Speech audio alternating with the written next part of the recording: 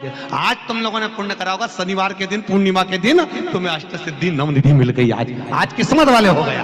पूर्णिमा के दिन, चैत्री पूर्णिमा के दिन श्री हनुमान जी महाराज का प्रागट्य हुआ।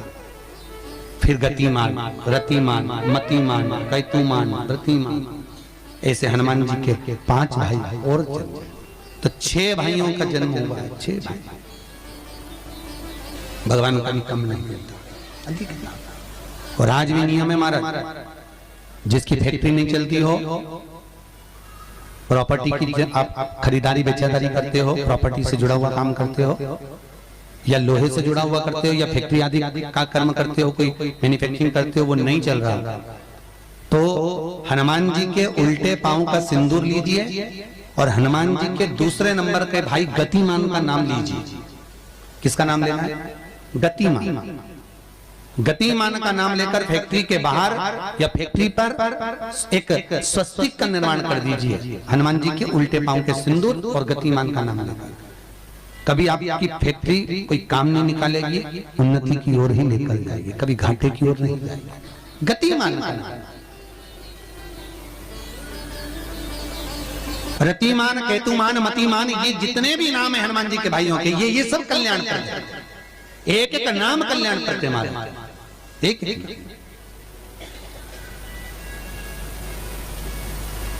महाराज। वो जिन बच्चों को निमोनिया हो जाता है ना, वो सर्दी का कोटा रहता है, बहुत सर्दी बच्चों को बनी रहती है, तो हर दिन 5-10 दिन में वापस दौड़ के डॉक्टर के पास लेके जाओ, फिर डॉक्टर के पास ले। वैसे तो डॉक्टर के पास बच्चे आजकल के जमाने के जाते ही जाते हैं, हर 15 दिन 20 दिन में। तो इसके पीछे वो चले जाएं।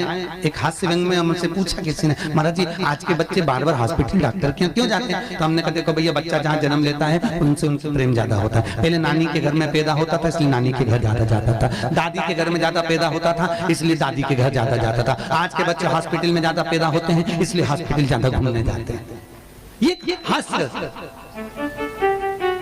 पर यदि बच्चे को सर्दी ज्यादा होती है, निमोनिया ज्यादा होता हो, ठंडा का कोटा ज्यादा रहता हो, तो पीपल के 5 पत्ते महाराज उस पर घृत लगाकर हनुमान जी के तीसरे नंबर के भाई व्रतिमान का नाम लेकर, व्रतिमान का नाम लेकर बच्चे की छाती पर एक वस्त्र से उसको बांध दीजिए, रात्रि भर बंधे रहने दीजिए महाराज। और बांधना कौन से दिन है? 12 तिथि को, बस एक बार बांधना, उसके बाद सर्दी का कोटा नहीं रहता महाराज, बच्चा स्वस्थ अपने आने में। व्रतिमान हनुमान जी महाराज के जितने भी भाई हैं, सबका आनंद सुख चरणारविंद का सुख देने वाला भगवान श्री हनुमान जी महाराज चैत्र की पूर्णिमा के दिन प्रकट होते हैं महाराज। पवन तनय संकट हरन मंगल मूरत रूप, राम लखन सीता सहित हृदय बसौ सुर।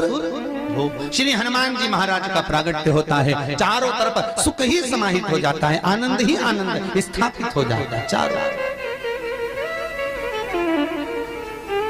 अब दोनों में अंतर देखिए। हनुमान जी की जब स्तुति गाई जाती है तो बोला जाता है विद्यावान गुणी अति चातुर।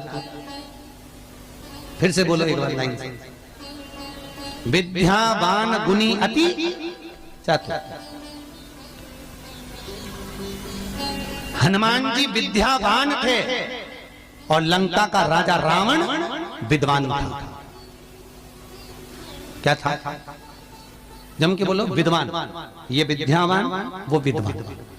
तो एक प्रश्न सामने खड़ा होता है कि विद्यावान और विद्वान में क्या अंतर है?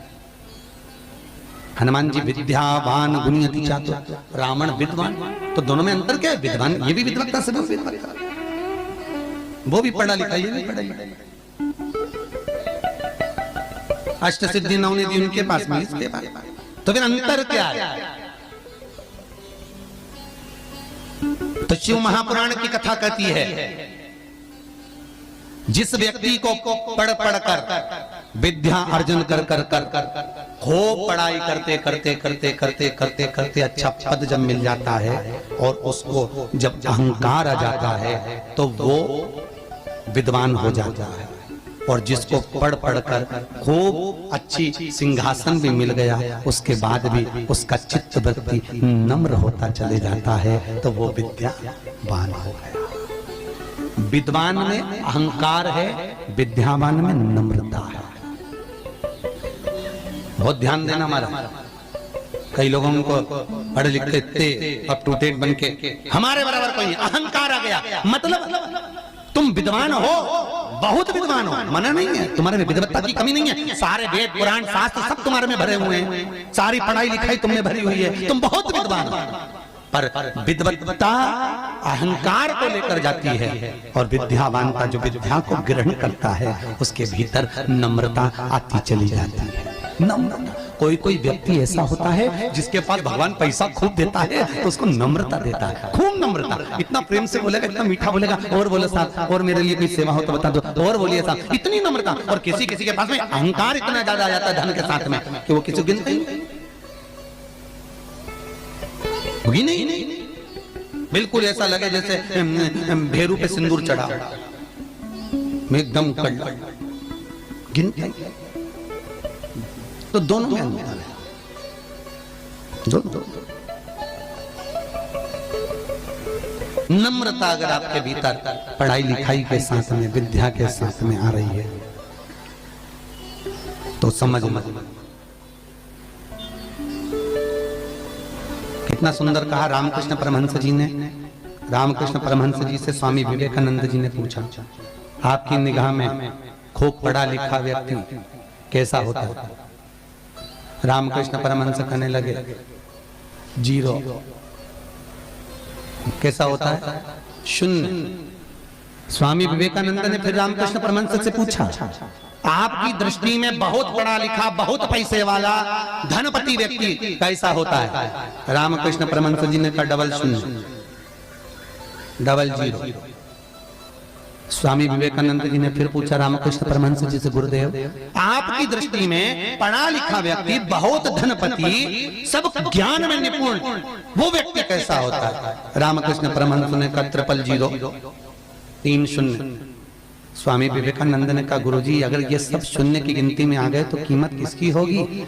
रामकृष्ण परमहंस जी ने कहा, सारे ज्ञान प्राप्त करने के बाद जो झुकना नहीं जानता, नम्रता नहीं जानता, वो जीरो के बराबर ही होता है। और जिसके पास में धन भी है, विद्या भी है, सारी निपुणता है, और जिसके भीतर नम्रता बनी हुई है, उसके आगे एक लगा दिया जाए तो वो करोड़ों की गिनती में हो जाता है। उसके आगे एक का फल। कई लोग बड़ी अभिमतता में जीते हैं, मैं मेरे बराबर कोई नहीं। और जो मैं करके मर जाता है, अगला जन्म बकरा बकरी का हो जाता है, मैं करता फिरता है।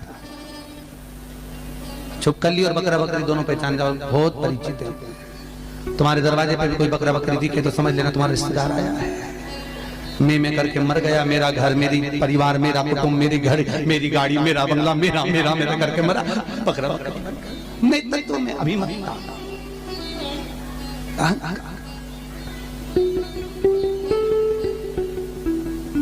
गुरु नानक देव जी महाराज का शब्द याद करो, कुछ भी मेरा नहीं है, सब कुछ तेरा, सब कुछ तेरा। इसलिए बोले सो निहाल, सब कुछ तेरा, हमारा कुछ है, हमारे भीतर कुछ है तो वो परमात्मा। हनुमान जी महाराज प्रकट हुए और अष्ट सिद्धि, कितनी? अष्ट सिद्धि, नवनिधि। कितनी निधि? 9 निधि हनुमान जी के पास में थी। अष्ट सिद्धि 9 निधि, और उस 9 निधि में सबसे ज्यादा सुंदर निधि जो दुनिया के हित की है वो है नील निधि। कौन सी निधि? 9 निधि में से एक निधि का नाम है नील निधि। अष्ट सिद्धि नव निधि के दाता, असबर दीन जानकी माता, राम रसायन तुमरे पासा, सदा रहो रघुपति के। आज तुम लोगों ने पुण्य करा होगा, शनिवार के दिन, पूर्णिमा के दिन तुम्हें अष्ट सिद्धि नवनिधि मिल गई। आज किस्मत वाले हो गया, भाग्यशाली। अष्ट सिद्धियां नवनिधियां प्राप्त हो गई। गाते गाते पूरी जिंदगी हो गई थी, रोज हनुमान चालीसा पढ़ते थे, रोज बोलते थे अष्ट सिद्धि नवनिधि गिराता। अष्ट सिद्धि थी कौन सी, नवनिधि थी कौन सी? बच्चे पूछे तो बता तो सकते हो कि अष्ट सिद्धि ये है, नवनिधि ये है, और किस किस चीज का क्या क्या लाभ है। अष्ट सिद्धि मालूम है? अरे जल्दी बोलो, नहीं मालूम? लिखना चालू करो बात। अष्ट सिद्धियां, पहली अनिमा, दूसरी महिमा, तीसरी गरिमा, अष्ट सिद्धियों में पहली अणिमा, दूसरी महिमा, तीसरी गरिमा। ये हनुमान जी महाराज की जो अष्ट सिद्धियां हैं, इन सिद्धियों के लिए आपको ज्ञात होना चाहिए, हनुमान जी महाराज के जब घर में तुम रोज हनुमान चालीसा का पाठ करती हो, आज एक दिन हो गया, कल दूसरा दिन हो गया, तीसरा दिन हो गया, कैलेंडर में जो पंचांग हो कैलेंडर हो, उस कैलेंडर में एक निशान बना कर रखो कि आपके 108 जब पाठ पूरे हो जाएं, तब 108 बाती आप हनुमान जी महाराज की इन अष्ट सिद्धियों के नाम से लगा दी। जिंदगी में आपका कभी बाल बांका नहीं हो सकता और आपकी उन्नति को कोई रोक नहीं सकता, यह पक्का है। अष्ट सिद्धियां, नवनिधियां, 108 जब हनुमान चालीसा के पाठ हो जाए। और कभी कभी व्यक्ति के जीवन में ऐसा भी होता है कि भाई उसको बहुत तकलीफ आ जाती है कि मेरी दुकान नहीं चल रही, व्यापार नहीं चल रहा, मेरे साथ अच्छा नहीं हो रहा, मेरे को तकलीफ आ गई, शनि बढ़ गया, ये हो गया, ढैया हो गया, 7.5 हो गया, बड़ा तकलीफ, कहीं गिर रहा, कहीं पड़ रहा, तो उस व्यक्ति को 108 पाठ एक साथ कर लेना चाहिए। आज बैठा सुबह से शाम तक 108 पाठ करके और फिर ये अष्ट सिद्धियों की बाती लगा दे। पर अष्ट सिद्धियों की जो बाती लगती है घृत में है, घी घृत, अष्ट सिद्धि, तो ये बाती, तो पहली अणिमा सिद्धि, दूसरी महिमा, तीसरी गरिमा, चौथी लघिमा, चौथी है लघिमा, पांचवी प्राप्ति, पांचवी क्या है? प्राप्ति। छठी प्राकंभ, छठी है प्राकंभ, सातवीं है ईर्षत्व, ईर्षत्व, और आठवीं है वशिष्व, आठवीं है वशिष्व। ये हनुमान जी महाराज की 8 सिद्धियां और 9 निधियां। पूरी हनुमान चालीसा की एक एक चौपाई में एक एक चीज से एक एक बीमारी का इलाज है, एक एक बीमारी का। महाराज हनुमान चालीसा की एक एक चौपाई से एक एक बीमारी का। हमारे जीवन को हम चौपाइयों के क्रम से एक एक शब्द का भान करें कि वो उससे हमें प्राप्ति क्या है। अष्ट सिद्धि नवनिधि किस जगह पर स्कंद जी दे रहे हैं? नवनिधियां जहां पर सेतु बंद हुआ, जहां पर सेतु, तो आप रामेश्वर जाएं, पुराने डाकघर के पास में आज भी 9 शिलाएं नवनिधि के लिए स्कंद देव ने वहां विराजमान करी थी। वहीं हनुमान जी महाराज ने जल पान करा था, वो स्थान आज भी विराजित। आज हनुमान जी महाराज को 3 तरह की माला समर्पित होती है। एक आकड़े के पत्ते की, दूसरी बेलपत्र के पत्ते की, तीसरी पीपल के पत्ते की। ये 3 तरह की माला जब शंकर हनुमान जी महाराज को समर्पित होती है, जिस समय पर अगर व्यक्ति के जीवन में बहुत भारी रोग हो गया है, बहुत ज्यादा कष्ट हो गया है, कैंसर जैसी बीमारी भी अगर उसको घेर ली है और किडनी लीवर सब बेकार हो गया, तो निवेदन है पीपल के पत्ते की माला बनवाओ, 108 पत्ते की, और हनुमान चालीसा का हर पत्ते पर स्मरण करिए। महाराज आप हनुमान चालीसा पढ़ते जाओ, माला में गांठ लगाते जाइए, और वो माला जो व्यक्ति कैंसर से पीड़ित है हाथ का स्पर्श कराइए और शंकर को चढ़ाइए। तीसरी है आंकड़े की माला। महाराज आंकड़े के पत्ते की जो माला होती है, ये माला कार्य की सिद्धि के लिए होती है। इसमें एक एक आंकड़े के पत्ते पर सीताराम लिखा जाता है। मात्र एक पत्ता ऐसा होता है जिस पत्ते पर सीताराम नहीं लिखा जाता। 108 पत्ते में से एक पत्ता, बस उस पत्ते को हथेली में रखकर उल्टा हाथ आपको रखना है और अपनी कामना कर कर उस पत्ते को बांध देना है। ये जरूरी नहीं है कि 25 के बाद बांधो, 50 के बाद बांधो या 100 के बाद बांधो, आपकी मर्जी पड़े। उस खाली पत्ते को कहीं पर भी बांध दीजिए और उस माला को अपनी कामना कर कर श्री हनुमान जी महाराज को समर्पित कर दीजिए। महाराज इसके लिए कोई तिथि, कोई दिन, कोई वार निश्चित नहीं है। बस ये माला जब हनुमान जी को चढ़ जाए, तब एक घी का और एक तेल का दिया हनुमान जी के सम्मुख में लंबी बाती का लगा देना है। महाराज एक घी का, एक तेल, और अपनी कामना कर कर आप महाराज कि वो कामना 2.5 महीना या 3 महीना, इससे ज्यादा नहीं जाएगा, वो कामना बाबा पूरी करेगा, क्योंकि शिव और हनुमान ये सब एक ही स्वरूप है। ध्यान दीजिएगा, पंचमुखी हनुमान का एक स्मरण, पंचमुखी हनुमान का एक भाव।